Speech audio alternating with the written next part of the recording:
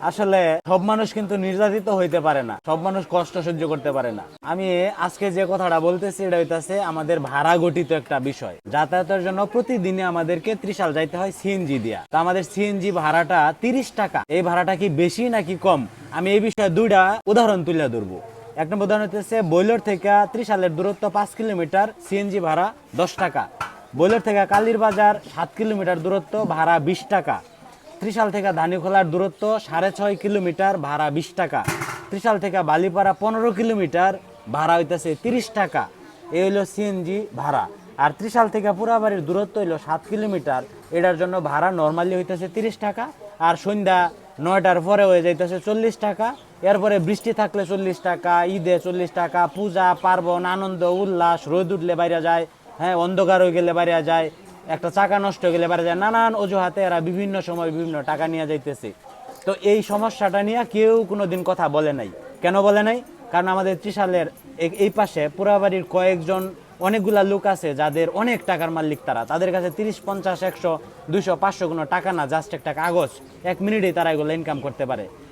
কিন্তু সমস্যাটা হইতেছে যখন আপনার কাছে টাকা থাকবে না, বা আপনি যদি আমার মতো বেকার হন, আকাম্য হন, বা আপনি যদি শিক্ষার্থী হন, আপনি যদি পড়ালেখা করুন, তখন আপনি কিন্তু টাকার হিসাবটা বুঝবেন। এই প্রতিদিন একবার গেলে যদি 10 টাকা করে বেশি দিতে হয়, তাহলে আপনি যদি প্রতিদিনই যান তাহলে কয় টাকা যায়, মাসে কত টাকা যায়। তো এই বিষয়টা নিয়ে আমাদের ছাত্র সমাজ বা আমাদের যুব সমাজ গত কিছুদিন যাবৎ বিভিন্ন জায়গায় অভিযোগ দায়ের করছে, সম্মানিত ইউনু মহোদয়ের কাছে অভিযোগ দায়ের করছে, এবং আমাদের যে অফিসার ইনচার্জ আছে আমাদের ত্রিশাল থানা, ওনার কাছে অভিযোগ দায়ের করছে। তার প্রেক্ষিতে স্টুডেন্ট ভাড়া 25 টাকা এবং সাধারণ ভাড়া 30 টাকা একটা কম্প্রোমাইজিং সিস্টেমে চলে আসছিল।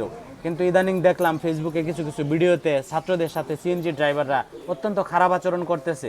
তো ছাত্রদের উদ্দেশ্যে বলবো, আপনারা কিন্তু কখনোই কোনো সিএনজি ড্রাইভারের সাথে খারাপ আচরণ করবেন না।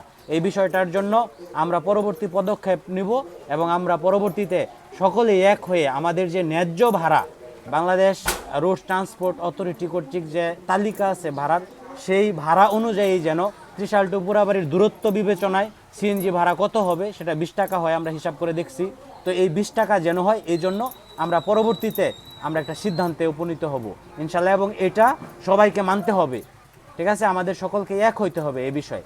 আশা করি সকলে এক হবেন, এবং ছাত্ররা যে বিষয়টা ডাক দিছে সকলে এটার সাথে একাত্মতা পোষণ করবেন। যদি কোথাও ফিজিক্যালি যাইতে হয় তো অবশ্যই আমি আশা করব সকলেই ফিজিক্যালি সেখানে নিজস্বতা দেখাবেন।